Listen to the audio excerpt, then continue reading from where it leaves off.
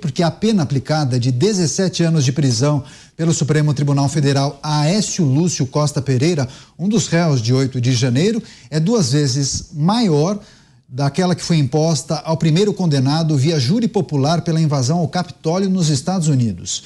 Durante um incidente no Congresso norte-americano, Guy Reffitti portava uma arma e ameaçou a então presidente da Câmara, a democrata Nancy Pelosi. Ele foi sentenciado a 7 anos e 3 meses de prisão, menos da metade da punição imposta a Aécio Pereira. E, de acordo com o senador Flávio Bolsonaro, a condenação imposta pelo Supremo ao primeiro réu prepara o terreno para a punição de seu pai, o ex-presidente Jair Bolsonaro. Em declarações concedidas ao jornal Globo, o senador disse, eu vou abrir aspas, eles querem insistir com a tese de que há um mentor intelectual disso tudo e não há, simplesmente não há. Eles querem dizer que é Bolsonaro, mas como não tem prova, ficam prendendo para ver se forçam uma delação, eu fecho aspas. Vamos começar essa rodada com o Roberto Mota. Mota, eu tenho, especialmente em relação à primeira parte da notícia, eu tenho visto alguns comparativos das penas aplicadas a pessoas por crimes violentos e também essa pena que foi aplicada ao primeiro réu de 8 de janeiro. O que você achou dessa pena de 17 anos? Adequada ou exagerada, justamente se a gente for comparar com pessoas que foram condenadas por crimes violentos e de grande repercussão? Daniel, é uma situação curiosa, porque em geral os Estados Unidos são duros na punição ao crime, enquanto o Brasil é leniente e permissivo. A gente acabou de ver isso no caso desse imigrante ilegal brasileiro que cometeu um crime, assassinou a namorada, ele foi condenado lá à prisão perpétua. Se fosse no Brasil, ele não ficaria nem 10 anos preso. Eu me arrisco a dizer isso.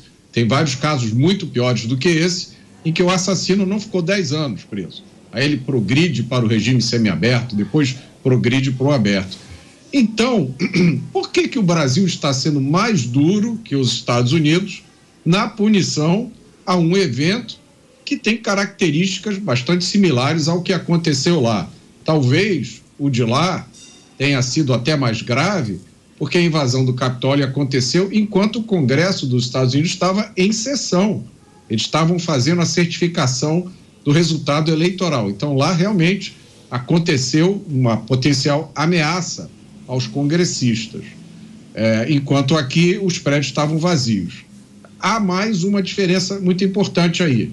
Os manifestantes americanos, vários deles foram processados, julgados e condenados, mas isso aconteceu em tribunais estaduais e federais. Até onde eu sei, nenhum deles foi julgado pela Suprema Corte Americana. Pois é, esse é um tema que tem movimentado inclusive as redes sociais. Beraldo, tem algumas figuras que acabaram publicando comparativos, não somente com as condenações por conta da invasão ao Capitólio, como para crimes violentos e de grande repercussão aqui no Brasil, como por exemplo, Elise Matsunaga, que ficou presa 10 anos, goleiro Bruno, que ficou 14 anos preso, mesmo a Ana Jatobá, que ficou 15 anos presa. A percepção do grande público indica que o crime cometido pelo Aécio deveria ter uma pena mais branda do que esses crimes violentos. Qual é a sua leitura em relação a essas comparações que estão sendo feitas, Beraldo?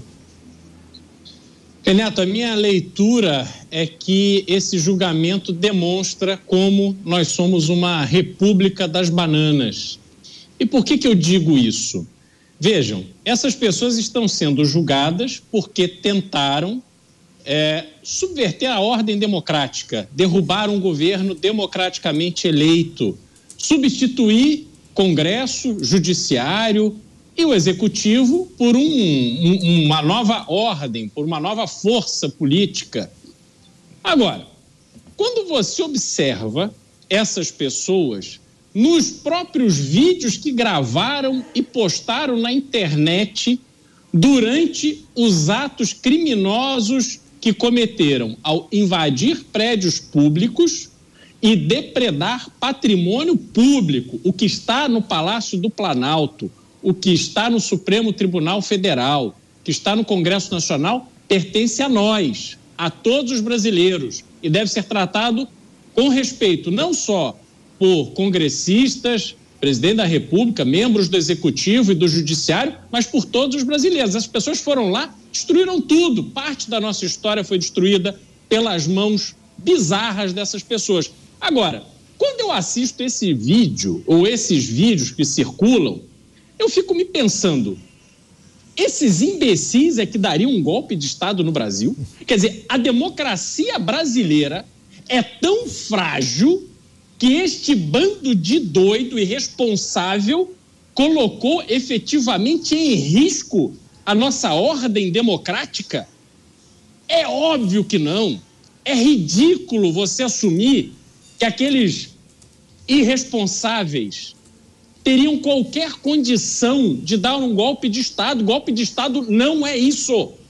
E fica cada vez mais claro quando a Suprema Corte assume uma postura de olhar essas bizarrices, essas pessoas que muitas delas sem eira nem beira, e falar, não, essas pessoas de fato, ao entrarem no Palácio do Planalto, no Congresso Nacional e na sede do Supremo Tribunal Federal, sem encontrar qualquer resistência, porque, reforço, essas pessoas não estavam armadas diferente do que aconteceu nos Estados Unidos.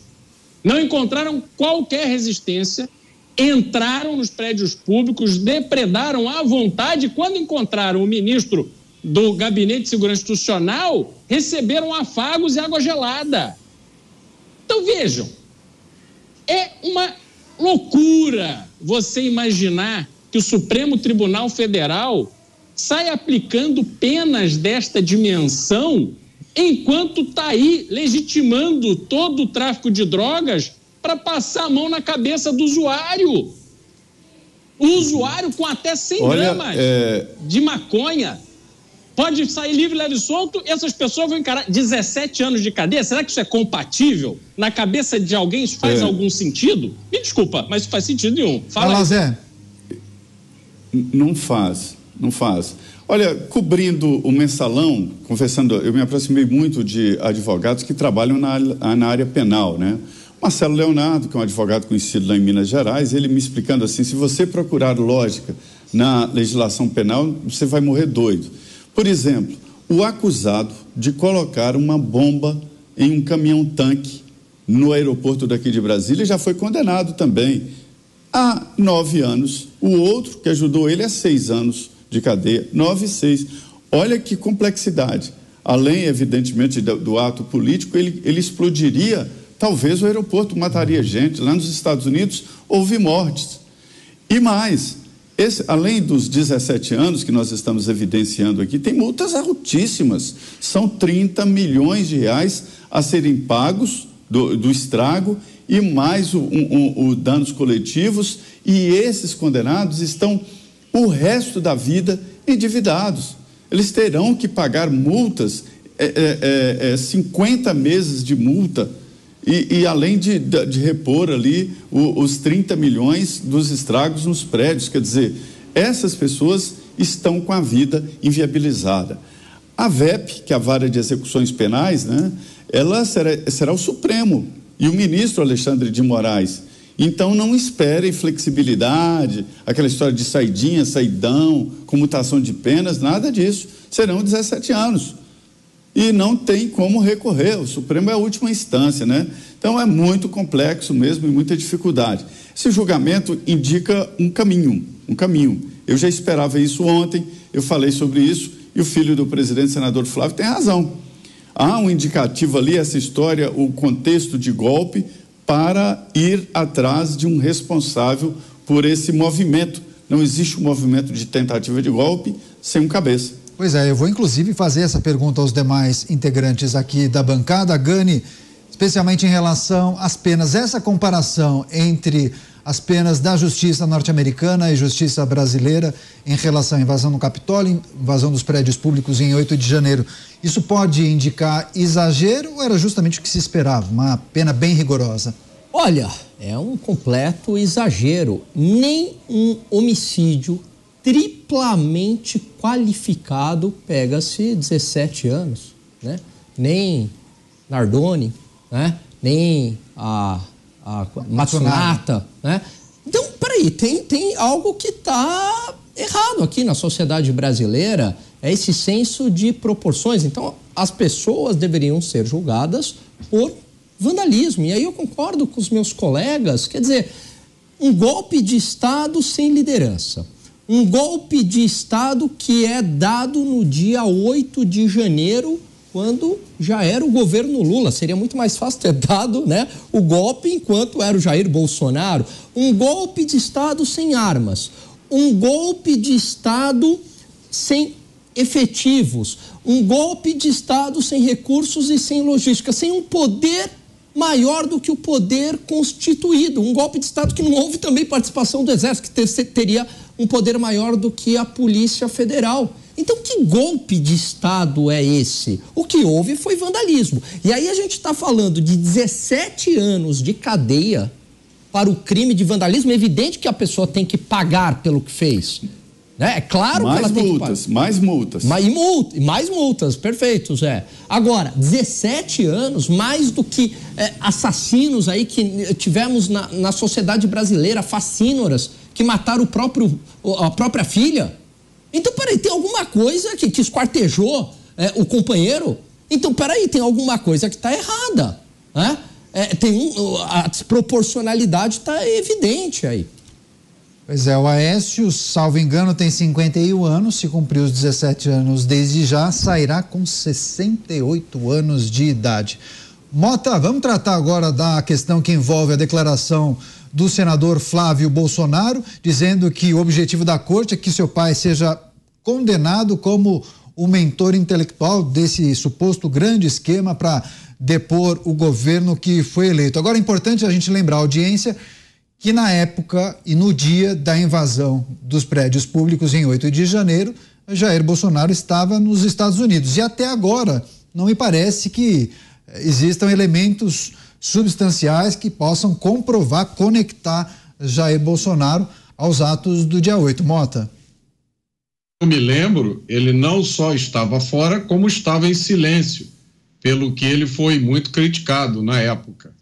Esse é um assunto para ser comentado com muito cuidado, por isso eu conversei com alguns juristas e os juristas me disseram que um elemento fundamental desse processo é a chamada individualização de conduta, que é você caracterizar o comportamento de cada uma das pessoas como indivíduos e não como parte de um grupo. Agora, eu gostaria de chamar a atenção para os votos dos ministros André Mendonça e Nunes Marques, né? André Mendonça disse, em relação aos manifestantes, eles não agiram para tentar depor o governo, a deposição do governo dependeria de atos que não estavam ao alcance dessas pessoas. É uma posição parecida com a do ministro Nunes Marques, que afirmou que não há tentativa de golpe apenas com a invasão de um prédio. O ministro disse que se trata de um crime impossível. Crime impossível é definido no artigo 17 do Código Penal.